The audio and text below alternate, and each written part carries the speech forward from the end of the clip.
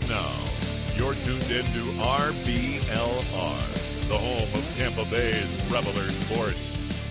Hello, everyone out there in Tampa Bay and beyond. This is James Knowles coming at you for the RBLR Sports Podcast, and I am here without my usual co-host, Carlos. He is actually in Ecuador enjoying, I guess, a rather balmy Christmas week, I would assume, or a lead up to that. Now, we are obviously talking about Christmas. I do want to say, obviously, happy holidays in general. I know Hanukkah is, well, I honestly don't know when that is. And I don't know when Kwanzaa is either, if I'm being perfectly straight with everyone listening. But I'm hoping that we have listeners who practice all of those and, are listening and hopefully celebrating those with us, because that means obviously we have a good listenership. But just for the sake of keeping it simple, I will say Merry Christmas to everyone here. And we're going to be doing our Christmas wish list. So keep an eye out for that. In the meantime, this week, we do have a very good interview coming up. So that is actually what we're going to be focusing on for this week in particular, in the build up to the actual Christmas wish list that we have coming up here. So yeah, tune into that one. Obviously, beforehand, we do have a couple bits of news to cover that I wanted to get to and make sure that we included those in the week that was. Now, the Rowdies announced for the 2024 season, Phil Breno will be returning. That means we do have at least one goalkeeper on the roster, folks. Yes, we have one goalkeeper on the roster for us in 2024. And with that in mind, we're hopeful, obviously, that Connor Sparrow will return, because he was the other player who was possibly going to be back for the next year, at least in terms of the playing in, or the negotiations ongoing, I should say, from the Rowdies. That was part of their press release. The negotiations were ongoing for Sparrow, Breno, and Jan Ekra. So we assume at this point that if one has come back, hopefully the other two as well. And once those are actually announced, obviously we will have a bit more news to cover for the Rowdies roster. In the meantime, Phil Breno returning is good news, because we do have a goalkeeper, like I said. But in addition to that, I think it's a very good goalkeeper. We've gone over this before, so I won't belabor the point. But yeah, he is, a little bit of a legend in his own right, just because of the couple games that he did play when they came into the schedule and the importance they had. It was all very good. And the story that came with it, because I do remember that there was a lot of emotion around his succeeding in those moments and saving a penalty that kept us in very late in the game. So yeah, very good to have Phil Breno back for the next season. The next bit of news I wanted to cover goes a little bit into the interview that we were doing, because we spoke with a Rowdies true legend, and I will continue to hint at it without giving it away just yet, unless you have seen who it is based on the release that RBLR puts out about it. Now, this interview, we talked to a coach, a current coach. And that leads us into this little bit of news for the Rowdies, where the Rowdies are hosting the Loci Capital Champions League Finals, a tournament that features the top high school teams throughout the Tampa Bay region. So yeah, at Al Lang Stadium, they're actually going to be hosting the boys and girls divisions of this Champions League, presented by the Tampa Bay Top 10. And yeah, it's really cool, because they are going to offer a bunch of teams the ability to play in a tournament setting at Al Lang, which is obviously a very cool venue, whether or not you are a professional player. And it's supposed to be a tournament that is free to play and highlights all the best soccer teams from the region. They don't have to be in this division or that division. As far as I'm aware, it is just based on merit. And yeah, that's really cool. It is extended to Hillsborough, Pasco, and Pinellas counties, and the teams are going to be split into groups of 4 on a blind draw, and then all of the tournament will go through this division, this weekend. But yeah, it will be divided up like that, and then each group will be set off into single elimination from the semifinal, obviously, to the final. And if you would like that, please obviously go to the Rowdies website. You can attend, I believe, for general admission being $5 there. It does sound like a pretty cool weekend to spend in, I think.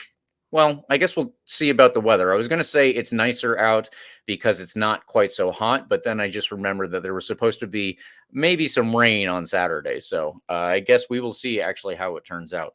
Regardless, in the meantime, good luck to everyone involved, and we obviously hope that it goes well.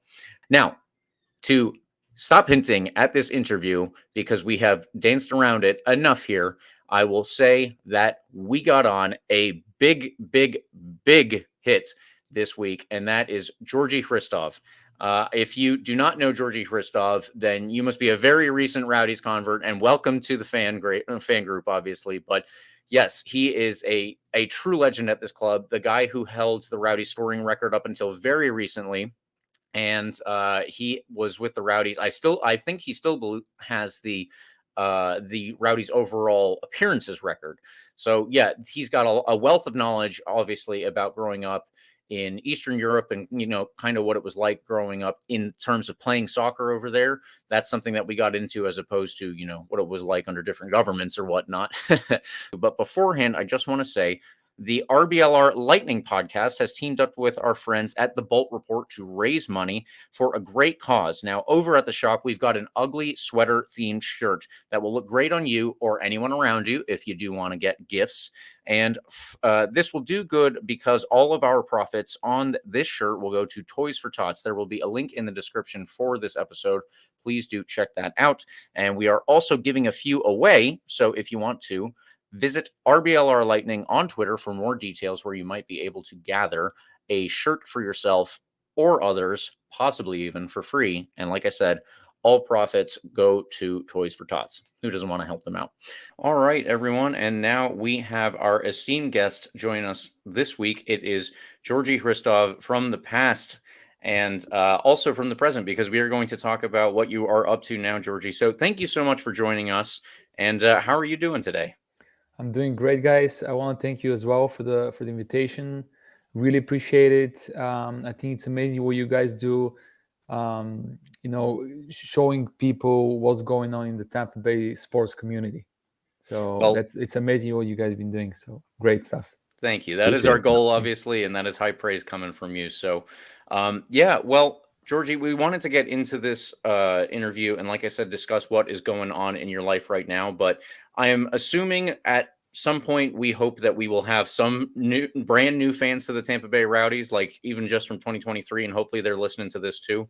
So if anyone is unaware of who you are, we would also like to give them a good background to your playing career and everything that led up to the moment that we are interviewing now. So what is, if you could give us that playing career that you started off in Bulgaria, obviously, and then if you could lead into how you actually came to join the Tampa Bay Rowdies in the first place. Sure. So I was born in Bulgaria in 1985 in a city called Plovdiv.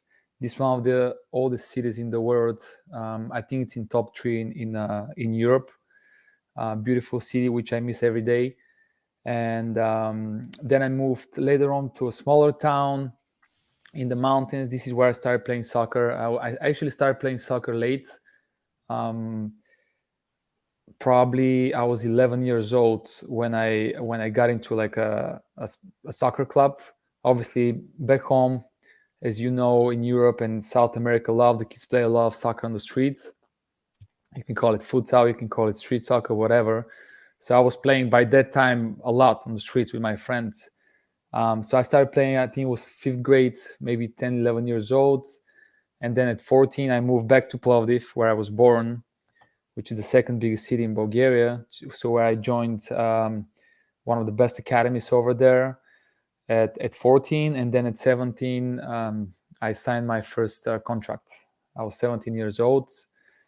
With the club that I, played the first team, Marica Plovdiv, and the summer of I was goal scorer in the 2nd division in Bulgaria. Then I joined the 1st division club. Straight away, I became goal scorer of the 1st division Bulgarian league, and then I joined the biggest club in Bulgaria in 2008, which is Levski Sofia, where we won the league that first year. So a lot of things happened within the range of 3 or 4 years that actually, was not easy for me too, because, with this speed, you start thinking that, wow, it's a lot of responsibility to bear as well.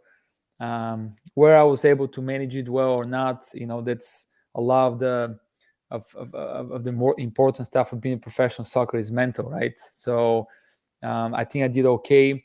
Then my career, after I became a champion, that next second season 2009 didn't go very well. I went on loan 2010 in Poland a little bit. Came back to Bulgaria. I played for 3 more years in big clubs in Bulgaria, but was not in Levski anymore. And then in 2013, I joined the Rowdies, where I played for 6 seasons. Gotcha. And yeah, so obviously that is where you kind of take up the mantle in the Tampa Bay area, which obviously that is how we come into any type of conversation here because we are Tampa Bay fans and Tampa Bay Rowdies fans specifically. But yeah, how did you get in touch with the Rowdies originally? And then, I guess my quick question for the Rowdies before I turn it over to Carlos is just, had you heard anything about the Tampa Bay Rowdies or the Tampa Bay region even before you came here?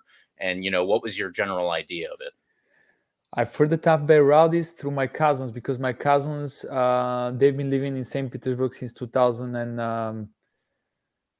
I think 2005 or 4. So I've heard a lot about it. But when I was in my peak in my career back home in Bulgaria, we always joked that maybe one day, it's crazy how things work out later on, but I never thought I was going to come and play here.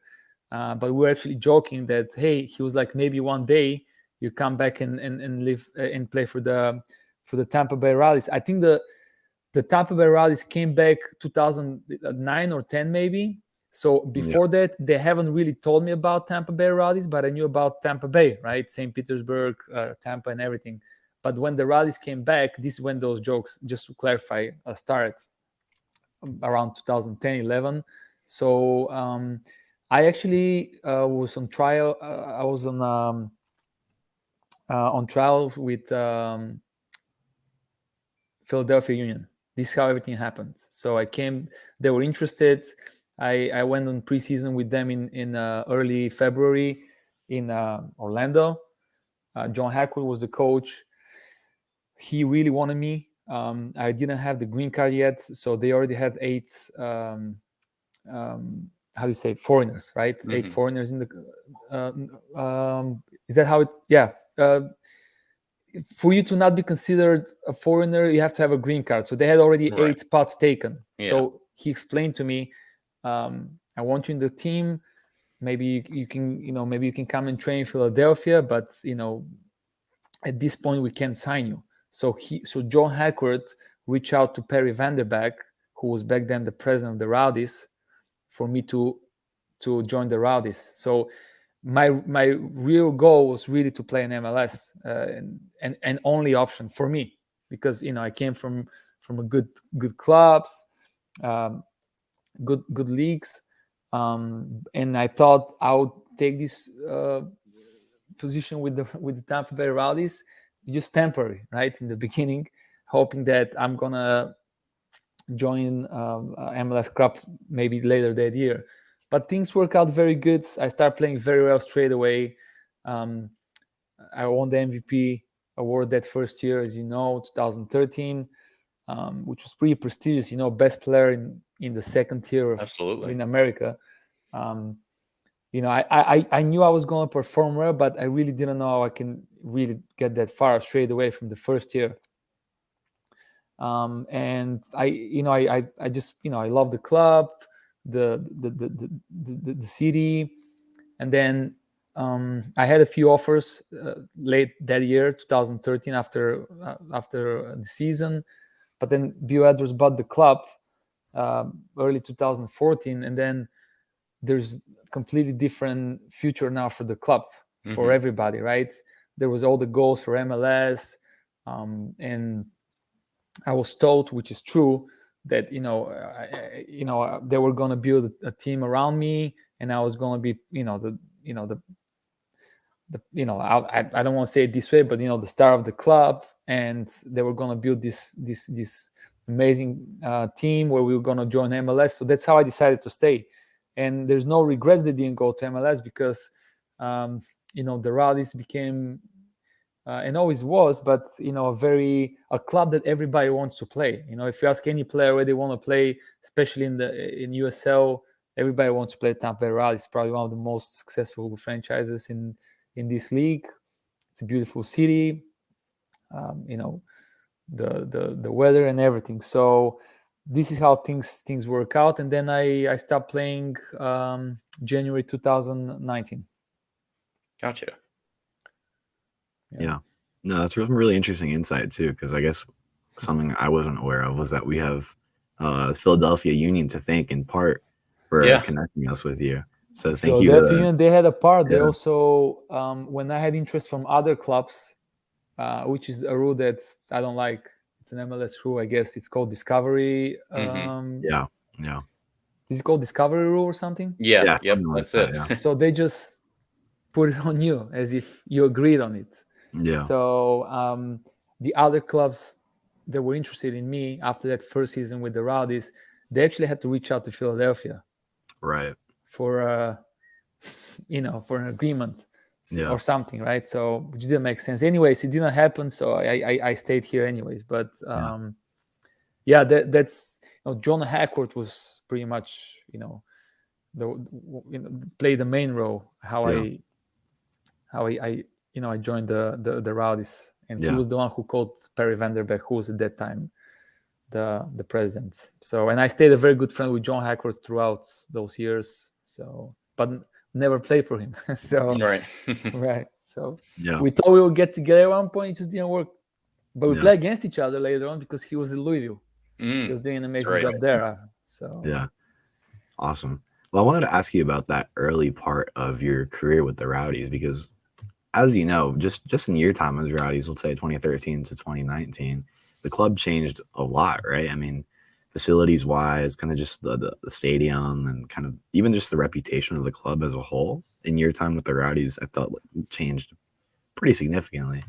And I'm kind of curious how, well, I guess you answered in part, but how was it like seeing that transition happen during your career with the Rowdies? Because if I'm not mistaken, in that early part, 2013, training was still happening over at the Schimberg complex in Tampa in some part, right?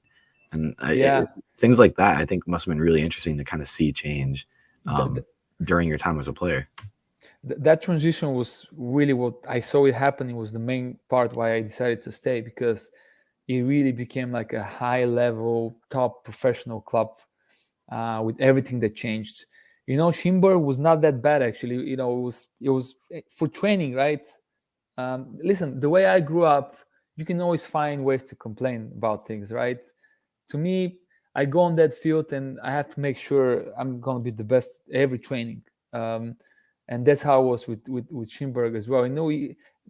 The grass, I don't know, I remember it wasn't too bad, right? That's all I care for training, but then things really, really changed. I had multiple players, MLS players that, I don't know, Marcelo Zaragoza, and I can't remember some of the other players that have been in MLS environments. Most of them said that we had one of the best facilities, even compared to some of the MLS clubs.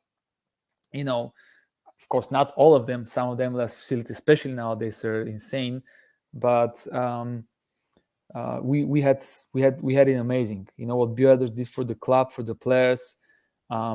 He delivered to us that you guys gonna have all the best stuff taken care of, to any little detail for you just to think about performing on the field. And I would say I would mention the financial part too. This is important, right?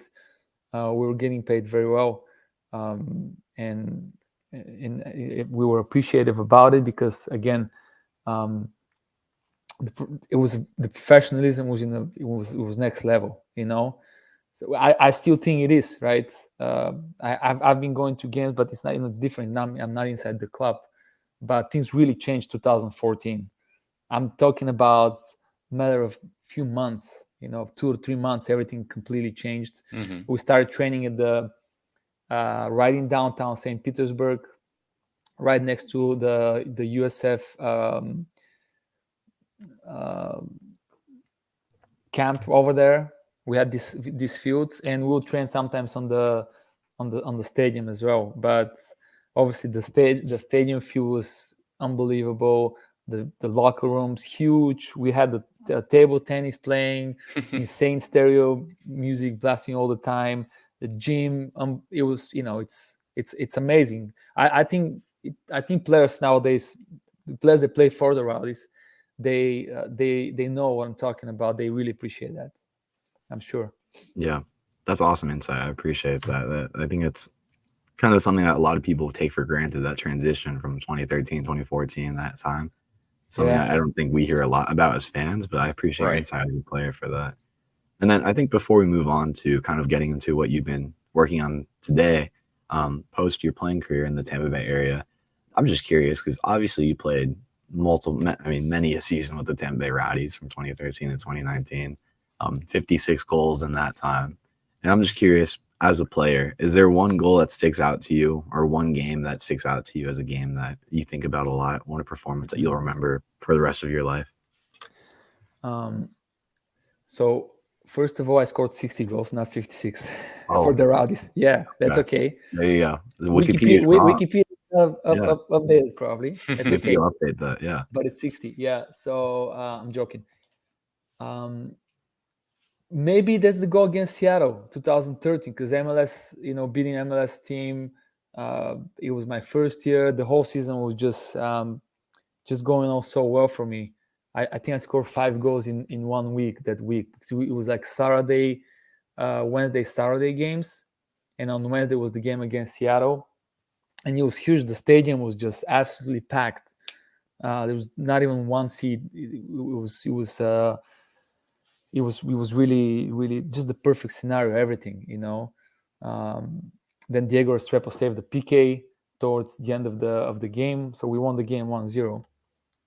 Not a super fancy goal, but I think it was open goal. But the importance of it, right, for getting this passion and inspiration for the local soccer fans was good. I won't forget that game, right? But that's if you think about me straight away, what goal, I think it's this one. I scored some really beautiful goals for the Rowdies, in some important 90-minute goals for 3-2 against, I think it was maybe Silverbacks, but I don't know. I think it's this goal. Beating an MLS, actually very successful MLS team. Yeah. During that time was with some serious players, coach, and everything was massive. So, yep. Yeah, I appreciate that. I think James and I have been craving another big moment like that in the Open Cup, which to this day hasn't really come since then. But we're hoping it will come. It's coming soon again. Yep. James, over to you. You got anything? Yeah, well, so I appreciate you taking us through all that much detail about your playing career, because that definitely does clear it up for anyone who is unaware of just the legend that I would say is attached to your name at the Tampa Bay Rowdies organization, and probably also back in a couple spots in Bulgaria too. But with that in mind, so obviously you said that you stepped away from the game in January of 2019. And naturally, that doesn't mean that you stepped away from the game entirely, but just maybe the professional side. So if you could please tell us, what your background is now specifically. And I believe based on what we've been looking at, you're working for a couple of different organizations that do youth soccer, especially. Yeah. So actually, I did step away entirely from soccer for I would say a year and a half, maybe, after I just needed it. Sure. Yeah. I just needed completely to kind of get away a little bit. It was a lot. I started playing very early. It's all I've done all my life. I started playing soccer in the streets when I was second grade, and I did this until I was 34 years old. So I did that, and then Florida Premier, the club that I work for right now, the boys reached out to me early. Actually, it was late 2020 maybe, and we had very good conversations. I love the mentality, everything they were doing for the club, the way they approached the process, the way they think about the game, the passion, the players, and everything just fit what I believed how things should be done. I did have some meetings prior that. This was right after I stopped, early 2019, with other local clubs, and then full respect for everyone, right? I just didn't align the way I thought about the game of soccer for youth players and just the mentality in general. But I joined Florida Premier March 2021, and it's been an absolutely amazing experience since then. We grew to be one of the, if not the biggest, youth soccer club in Florida. We have amazing success with our youth soccer teams, performing really well on national level as well. We have players playing for the youth national teams, girls and boys side. Multiple, tons of players went to a very good college, schools, and of course Santi Castaneda, who is probably, that's our biggest goal, is to try and see if we can have one of our players sign a professional contract in Europe straight from our club, which finally happens just recently. You guys know probably Santi Castaneda, who also had a few games for the Rowdies, was not on professional contract yet. He was on I think academy contract it's called. I think he played a few games for the Rowdies, but he joined MSV Duisburg, and I don't know if you guys follow. He's been absolutely one of the top hot soccer hits, I would say, in third Bundesliga in Germany. He just scored a winning goal to win 1-0 in the last minute of the game for his club, and he has a lot of interest from recently, as we speak, from second Bundesliga teams and even from a Bundesliga team. Right now, he's just 19 years old, and if you ask me why we do this is why we do it, and this is all the pleasure we get to see those players succeed. And I'm trying to do my best with all the advices and tips directly with players, but also with the guys that we work to achieve more of that, right? Because at the end of the day, we want to produce players, make players that are going to be ready for professional soccer earlier than what we usually have in America. Now it's getting earlier and it's better, 16, 17, 18 years old. It's always good to see players signing professional contracts. But we're not talking only about the top players in the club, right? We just want to, I think soccer goes way beyond, more than just the game, right? I think soccer teaches you discipline, to work hard. I've just recently started to understand how much these games given me in terms of just normal everyday life things, right? So we want to prepare these players, regardless if they play in the first team or on a lower level, to what life really is, right? To work hard, to be disciplined, work in a team, and go through the tough moments in life, which are gonna happen. They're still kids, but losing a game on Saturday for a 9-year-old, and then winning a game next week, and then losing again, and then winning again. That's what life is, right? Up and downs. And we want to, just teach them that, through the game and through our amazing coaches, that we want to create just good people, right? With discipline, working hard, and facing challenges on the field, but off the field too. So this is what we stand for. That's why we say one club, one family. This is what Florida Premier is. Yeah, obviously soccer does do all of those things, and at the same time, it does provide us with this awesome entertainment that we all love so much. But especially at the youth level, it should be noted that it's not just something that people are doing to ultimately make it professionally, because the number of people who can make it professionally is such a small number.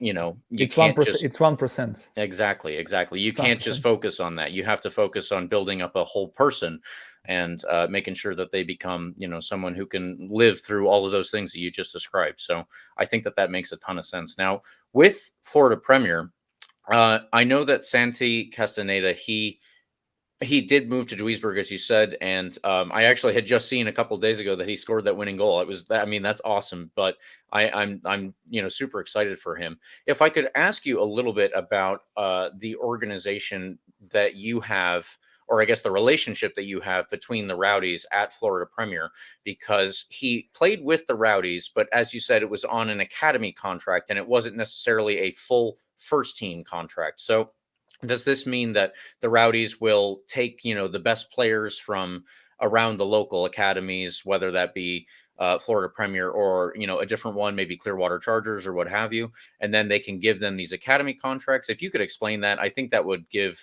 our audience a little bit better of an idea of what the academy system is like specifically in this area. So I really hope, first of all, that, and I have a very good relationship with the Rowdies. Nico Castillo, he's a good friend of mine who is pretty much in charge of most of the things happening in the Rowdies. I hope they really spend time to go around and look at the talent in any club, right, in Tampa Bay, and give chance to those players, because these players, we have enough talent in Tampa Bay. I truly believe so, to be able to perform, with the Rowdies. But sometimes when a player is 17 years old, let's say 16, 17, 18 years old, they're never going to be ready. They become ready when they get introduced to that environment. So they need to be given the chance to be part of that environment. Because when I signed my first contract at 17 years old, I wasn't ready to play really for the first time, but they saw the potential in me, the drive, the hunger, the discipline. And when a young soccer player have that, I think the Rowdies should be able to risk a little bit more and commit to that player, because once they commit, I think then the relationship, then this player all of a sudden grows into a player who is more ready for that first team. It's impossible to have a player really be ready to play for the Rowdies straight away at 16 or 17. But those 5-6 months, sometimes training with the Rowdies, and maybe sitting on the bench for one game as an 17 or 18 player, where he's not maybe it's 6-0, he gets in and plays 5-10 minutes. This is huge moments. This is probably the connection. This is the most important thing for those talented players, young players, where they actually mature the most. But they have to be given those opportunities. If not, it's hard. And I think this is why it's harder for most youth soccer players in America in general, because we have 3-4 million people living in Tampa Bay, right? We have one professional club. Right. Imagine how many kids play. So there's not enough professional clubs for the amount of people that live here in terms of soccer, right? Back home in Plovdiv, the city I was born, there's 300,000 or 350,000 people living there, and you have 4 professional clubs. So you can imagine, right, the difference. So I think the Rowdies can be a little bit more braver and give a little bit more chances to those players, because it's not only one Santi Castaneda. He is an amazing player, but we have a few more players coming from underneath, on showing up on the map that maybe they can be given a little bit more trust, for them to become players where on the business side too, right? You sign up a young player, you give him a few changes, all of a sudden he's worth more, right? Maybe then if he's performing well, maybe there's an interest from Europe or from I don't know, even MLS, where they from business standpoint they're able to negotiate something with the Rowdies, where the Rowdies sell the player. They may make money. I know we're not here to talk about money, but this is part of professional soccer, right? Yeah. Right, and give the opportunity to this player. So going back to academy contracts, and I don't want to be. I may made some little mistakes, but academy contract is not necessarily a professional contract. So the player doesn't get paid, and also he can still go to college. Once you sign a professional contract, I think you can't go to college anymore, right? So no more college for Santi Castaneda. But that's pretty much it. And the way I honestly see, again, I'm speaking up on straight, right, where I'm come from. To me, academy contract is not full commitment on the club, side.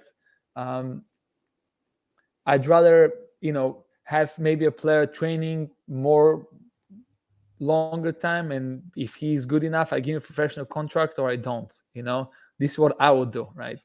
But academy contract allows him to actually play, right, for the club, but he's not getting paid, right? So yeah, that's a really interesting dynamic too, because that's a world that over here at Georgetown's a very good soccer school. So even some of my great friends, like, they don't even really know how that works, and they were very careful about back at their local clubs, whether that was for like Columbus or the Red Bulls. Like, the academy contract system is a very weird thing to navigate. But I think James and I very much appreciate your insight on the world of youth soccer in Tampa Bay, because I think it's something we've talked about a lot before. It's kind of like, well, put it this way too. Yeah. Sorry to interrupt you, but if Santi was on a professional contract, then I think Rowdies would have had a say when he went to Duisburg. Right. Otherwise, they have pretty much no say. So if he was on a professional contract, it's different, right? Then MSV Duisburg needs to really negotiate that with them. Yeah, absolutely. And I think, again, that's something that James and I have talked about, is kind of where the Rowdies are trending in terms of involving more like young talent as a whole. And I think that conversation should definitely be including more of that local talent. It's been great to see, like, players like Tate Johnson and Santi Castaneda at least be involved in some way, shape, or form. I believe it needs to be more, guys. Right. More. Yeah, and I think that's a really great conversation. I love my club, the Rowdies, right? I love my club, Florida Premier too. The Rowdies has like 10 times less pressure than European clubs. There's still some pressure about performing, right? But if those clubs over there, they can commit those young players and they trust them, we're talking about like big names. You have fans that are literally wanting to destroy you if you're not doing well. That's how Europe is, guys. Yeah. Especially Eastern Europe, where I'm coming from. Sometimes you have more time. I'll tell you some other crazy stories. Sometimes you can't leave the stadium if the fans are too mad at you, right? And they believe in those 17, 18, 19-year-old kids, and we can't hear. I mean, Yeah. I think there's also, we don't have relegation. Let's be straight honest about it too, right? Yeah. So those teams over there, they have all those insane fans, probably, and this crazy owner, and maybe like threatened to be relegated or whatever, and they can still commit those players and play with, believe those players, those young 17, 18, 19 years old, and we can't, right? And I'm not talking just the Rowdies. I think in general in America it needs to be a little bit, not a little bit, much more than that. Sure. This is how it's gonna. This is what's gonna make better. This is like, there's enough talent in America. Like kids in Europe or South America, they're not more talented, but they were believed in more. From interesting, and so there's this thing going on within the 17-year-olds. Once you're almost getting done with youth soccer, I'm gonna make the first team. I'm gonna, so you get this drive. The young players don't have this enough here, so they almost already started thinking about college, which is not bad. But some players that go to college, right, they're more talented than what I was. So they're now willing to take the risk because they're gonna take this, which is, again, this is very good, but it needs to come from the professional clubs. Mm-hmm. There's a thin line right there at this age where this is the next thing you're really looking up to, and you keep this insane drive till the end of your youth soccer career, right? That's gonna help you make this, potentially making those local professional team. But the way kids see it here in Tampa Bay younger, they feel like it's extremely almost impossible to get the Rowdies. They shouldn't feel, kids around the area shouldn't feel like that. Interesting. They should believe a little bit more that this is achievable, right? Okay. Yeah. This is achievable. And this comes from really the mentality of the local soccer club, regardless what area we are, believing more into the youth soccer players, local soccer players. Yeah. And I think this will bring, this was always so important for to have the local boys in the teams over there in Europe, right? South America. This is going to bring probably more fans, more passion to the local professional soccer team. When you have those, 2-3 players, maybe even 4 from the local youth soccer clubs, and then really believed and start one of the players a few games. It's not going to be the end of the world. Yeah. Yeah. Cool. So, well, there you go. If there's one takeaway to take away from this podcast, and I'm sure somebody at the Rowdies are listening to this, James, is sign the kids, let the kids play, right? Yeah, I will say they have to deserve it first. Right? That's true. So that's true. But sure Georgie, I will say you are preaching to the choir on that. I think that Carlos and I talk about this more than most podcasts. But yeah, I would definitely love to see the Rowdies bring up a lot more academy players and get them involved. And Georgie, I know we've run a little bit over the time frame we asked you for, but if I could ask you one very quick question here. On the girls' side, have you heard anything from the Tampa Bay Sun at this point, or just not yet? I mean, that's a very quick question. I know as much as probably you guys know. I know Denise Brown is going to be, the coach, and which she's a very good friend of mine, amazing professional, amazing coach. I hope this goes really well. We support the game of soccer. We don't split in women's or men's side, right? Everything that's going on locally, I think the whole sports community, we should support it as much as possible as we can, right? Because I know for a fact, in Tampa Bay Sun, there's a lot of very knowledgeable, good people involved in it, and I wish them nothing but success. And I hope this blows up, and it's amazing. And we make sure we as a Club Florida Premier, we do our best to support everything. Especially when it comes to soccer, we're crazy about soccer. So, we'll make sure we're up there and supporting strong all these,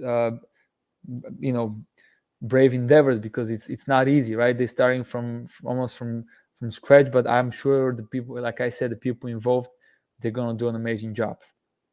Yeah, absolutely. I think we're all hoping for that too. Well, Carlos, you got anything else? No, just a quick moment of thanks for you, Georgie, for taking some time off here to chat with us. Yeah, we could go on for, I think, forever asking you questions about your career. I have so many questions about your time in Eastern Europe too. Like, I've always wondered, like, what, playing one of those big rivalry games between, like Levski Sofia and then CSKA, stuff like that. But it's I think scary. I'll let you this. I can describe with one word. There you go. It's scary. There you go. Yeah, but again, just thanks for chatting with us, and I do think this provides some really great insight too, especially like newer Rowdies fans as well, who might have kind of hopped on 2016, 2017, 2018.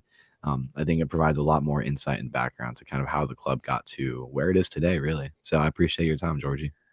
I appreciate you guys too, and I want to wish all the best of luck of any for any youth soccer club, not only soccer club, but all the sports franchises, professional in the area. I think we have something amazing in Tampa Bay. We should be very proud of all the sports and everything that's going on. And best of luck and amazing, successful 2024 for everybody, and you guys too. Yeah, I mean, obviously we appreciate the boost there, but as you said, sports are, it's supposed to be something that brings everyone together. So definitely, I do think, like you said, we have something very cool and very good going on in the Tampa Bay region, whether that's for the Rowdies, the Sun, any other sport. And, hopefully all the kids that are playing can, take something out of it, whether that's a professional career or just a very good fandom. We definitely support all of that. So again, thank you very much, Georgie, for sticking with us for almost 40 minutes now. We appreciate it so much. And I it's appreciate been the very invitation too. Appreciate it, guys. All right. Thank you so much. Now, thank you everyone for listening to that. I think that it was a great interview that Carlos and I got to participate in. I think that obviously he is a wealth of knowledge, Mr. Hristov, and I do hope that we can have him on here in the future so that we can talk about things other than just the academy side, which, as I said, I'm very interested in here in the United States, making sure that grows and succeeds. But he also has a ton of knowledge that is related to other parts of the soccer world. And, I am deeply interested in that as well. So I would really like to have him on where we, just like Carlos said, actually just have an Eastern European focused episode that'll probably be very unrelated to the Rowdies and maybe for an even more niche crowd than our usual just Rowdies crew, but that's perfectly fine. I think we have plenty of time in the off season to cover everything here. Either way, I think that his depth of knowledge on both sides of things, the local academy side and the non-local broader sphere of the sport is really great. He is someone that, I could talk to him for hours and hours. And like I said, hopefully we will get the chance to do that. In the meantime, I will say thank you, listeners, for tuning in this week. We didn't have a ton to cover outside of our awesome interview. And again, I do want to thank Georgi Hristov for joining us. He didn't have to take his time to do that. He's probably got a lot going on considering his academy details and everything that is going on with his schedule, but he still did. And that was really nice of him. Everyone who tuned in to listen to that, thank you for doing so as well. We obviously appreciate it when you do every week. Please tune in if you can as well to our RBLR Deportes show. They are going up and Santiago is doing a great job each week, making sure that every Tampa Bay sports team also has Spanish language coverage. And I appreciate that as someone who's trying to learn Spanish. I am taking academic classes as well as the apps. So yeah, it is a helpful thing to have in my ear where I can go and listen to somebody talk about something that interests me, Tampa Bay sports, and try and learn Spanish at the same time. If you have any, maybe you just do speak Spanish as opposed to someone who's learning it like me. But yeah, if you would like to hear it in Spanish, now we have that available, and please tune in. The other one that I will ask you to tune into is our Tampa Bay Sun program for RBLR Sports. That is a cool new team going on the women's soccer side of things, and we would love to get more listenership there so that people are tuning in and getting all the news related to the Sun. Finally, I will say thank you, listeners, for tuning in overall, and we appreciate when you do. If you can, follow us on social media, whatever the social media is that you use. That can be Instagram, Twitter, TikTok, Facebook, Threads, anywhere you are, we are too, at RBLR Sports. And I am on Twitter at RBLR James K. In the meantime, please also like and subscribe to our podcast. You can get the full experience on YouTube. If you don't want to do that and you just want to listen to us, not a problem. We are also on Spotify, the iHeartRadio app, Apple and Google Podcasts, and any other podcast platform that you want to listen to. So for another week in the bag and another great interview in the off season, this time with Georgi Hristov, come on, you Rowdies.